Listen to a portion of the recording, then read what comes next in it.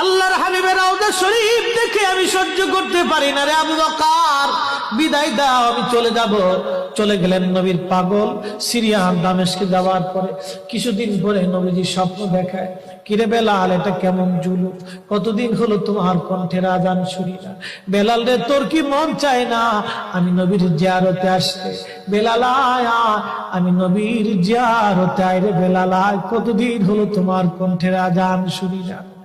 স্বপ্ন যখন নবীজি দেখাইছে, এ মুসলমান, হযরতে বেলাল সুদূর সিরিয়ার দামেস্ক থেকে পাগলের মতো দৌড়াইলেন, পাগলের মতো ছুটে আসলেন। যখন মদিনাতে আসলেন তখন তাহাজ্জুদের সময় চলতেছিল। তাহাজ্জুদের সময় চলার সময় হযরত বেলাল রাদিয়াল্লাহু আনহু কাঠের জালি দিয়ে তখন রওজা শরীফ ঘিরে রাখা ছিল। ওই জালির পাশে বসে বসে জালির সঙ্গে মাথা ঠেকাইয়া নবীর পাগল বসে বসে গুনগুন গুনগুন করে কাঁদে আর বলে,